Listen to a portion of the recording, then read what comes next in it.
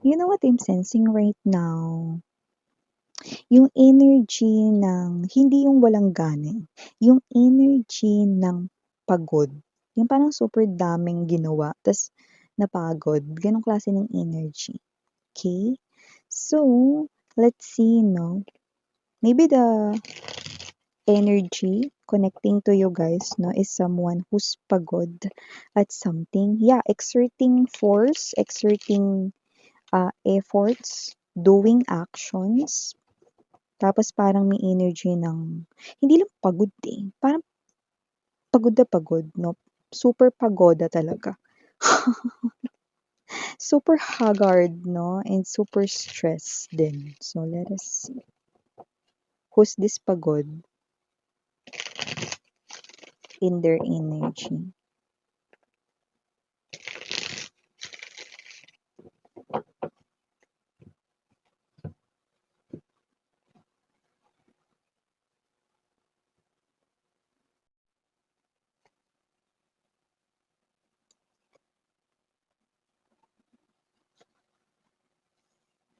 Oh, ay go.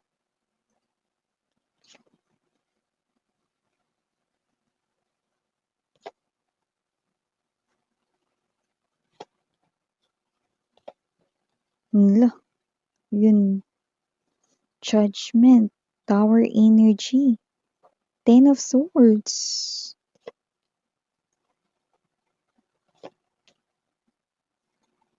Alam mo ang heavy ng message talaga kapag ang judgment at tower nagtabi yan. Eh, oh, tignan niyo. Nine of Swords, Ace of Coins in reverse.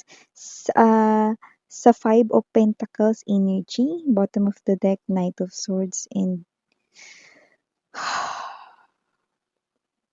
Ten of Swords. I mean the Ten of Wands in reverse intersecting the Ten of Swords. Death energy para sa bottom of the deck. Omo!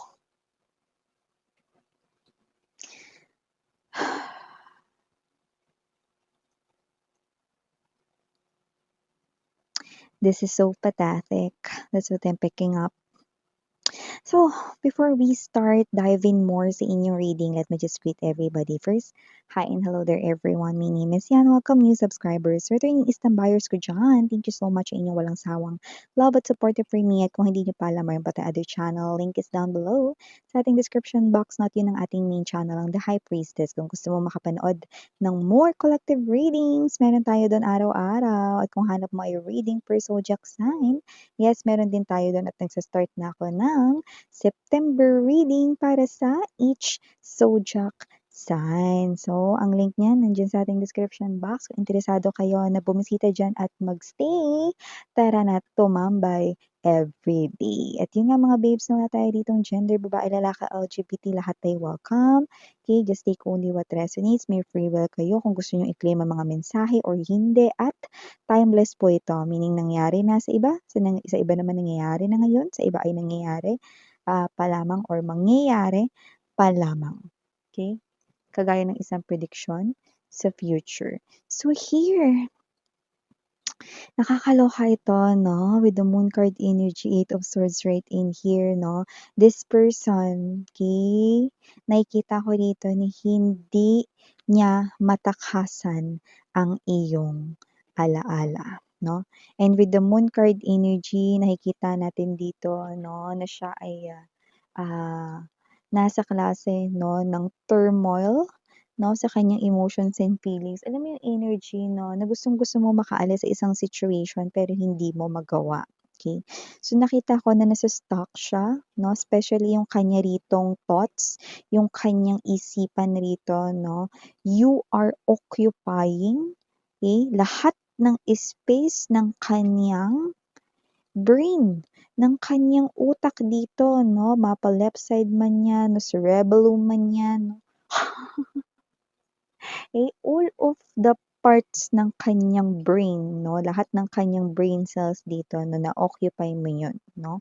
You are in this person's thoughts and not just that, you are in this person's feelings 'no. But this person right here, Okay? Gusto niya ng i-let go yung mga alaala mo. Okay? Yung mga alaala mo sa kanya or yung mga alaala ninyo, gusto niya ng i-let go, gumagawa siya ng paraan, actions, 8 of Wands energy, okay? Para talagang makalimutan niya na kayo, no?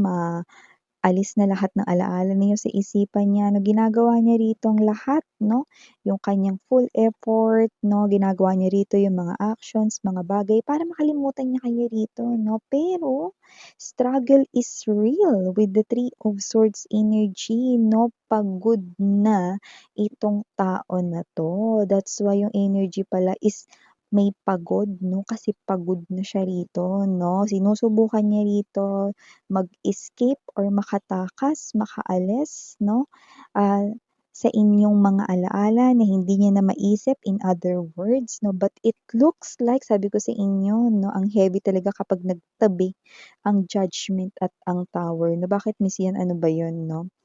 Hindi niya talaga kayo makakalimutan at hindi niya talaga kayo matatakasan 'no, dahil, nakita ko rito na kaya hindi niya kayo magawang makalimutan, okay, at hindi niya rin dito matakasan ang iyong mga alaala dahil ito ang kaniyang karma.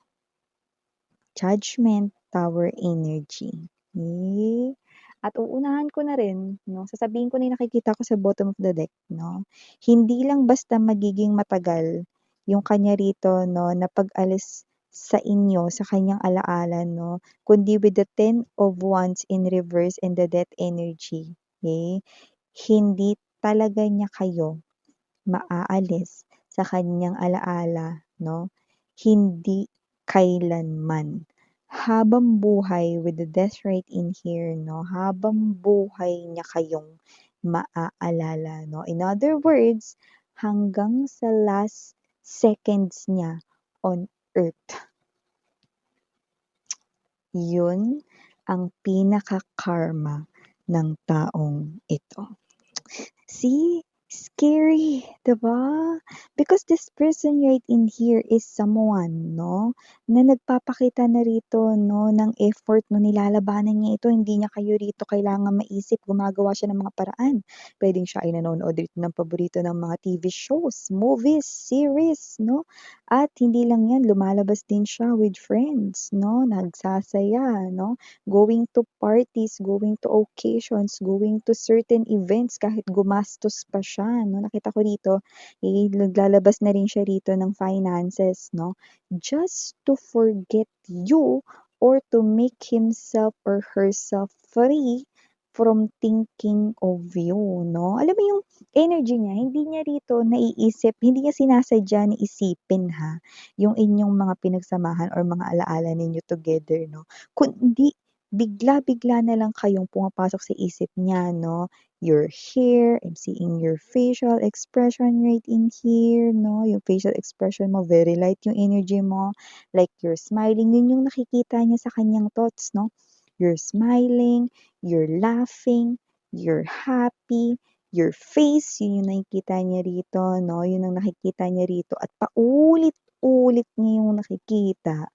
Araw-araw 'no, at yun nga yung iniiwasan niya at nagtataka siya, bakit niya yun paulit-ulit na nakikita sa kanyang thoughts, and it's not just everyday, it's maya't maya.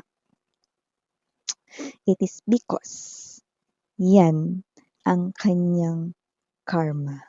So it could be starting now, but others of them nagsimula na kailan lang 'no, or nung nakaraang buwan, possible 'yan 'no, at hindi lang 'yan 'no, nagsisimula na 'yan, pero hindi niya 'yan mawawala sa isip niya hanggang sa matiyugi siya.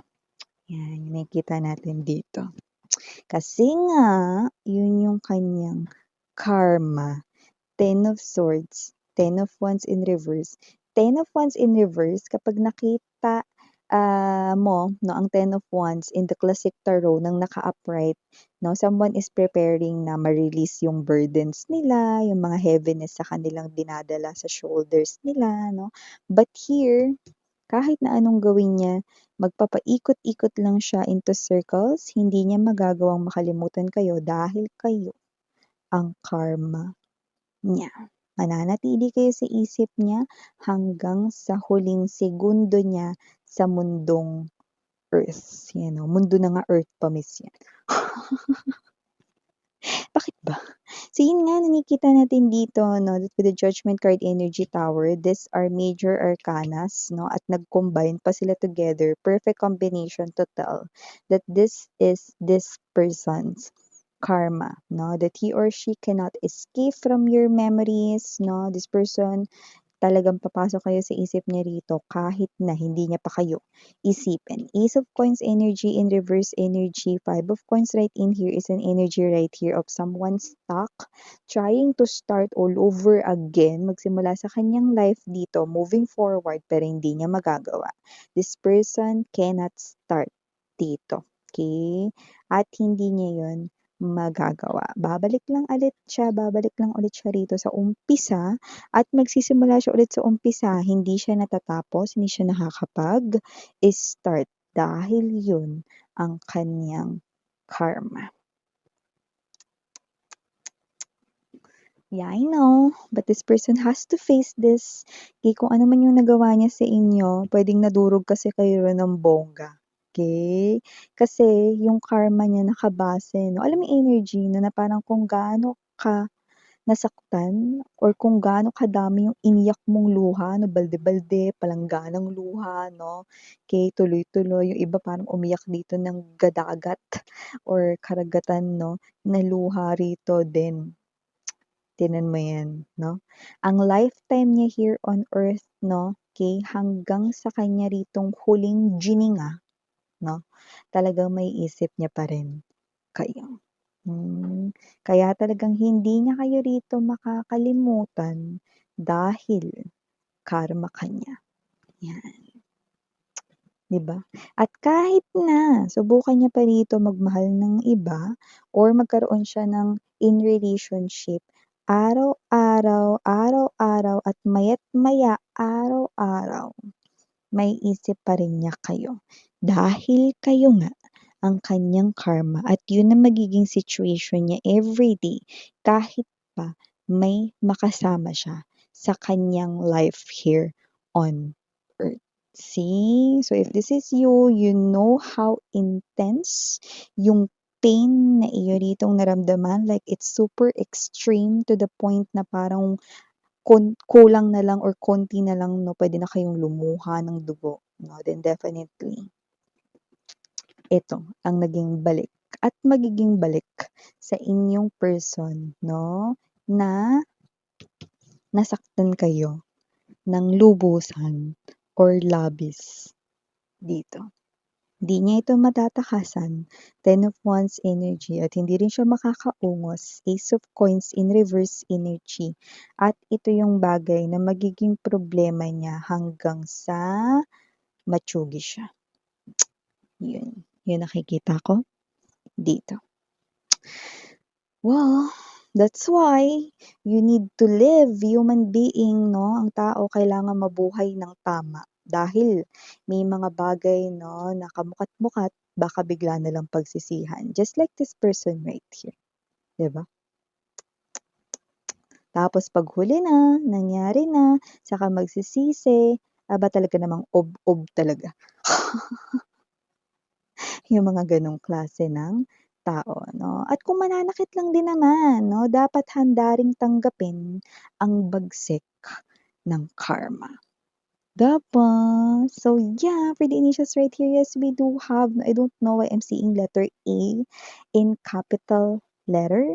Okay, so maybe this person here or name ninyo could be A talaga nagsisimula. It could be the first letter here of your surname, middle name, no, first name, second name, no, doesn't have to be, but it's a clue. Okay, let's keep moving with the letters. Okay, it could be your initials or this person's parts of the letters or your parts of letters ng iyong name, no, or names ninyo. Okay, shall we start? We have here the letter O. Nandito rin letter S. Nandito rin ang letter M. Mawawala ba ang letter N? Of course, nandito din ang letter U. Mawawala ba ang letter G? And nandito rin ang letter L plus ang letter Q. And last but not the least, we have here the letter Oh, so yeah, these are all the messages we got right here for you, sweethearts. Thank you so much for your time here, babe. And again, I'm Yuriana on me for the girls and Yana Duna for the boys. Sarang Hiyo, love and light. Annyeong.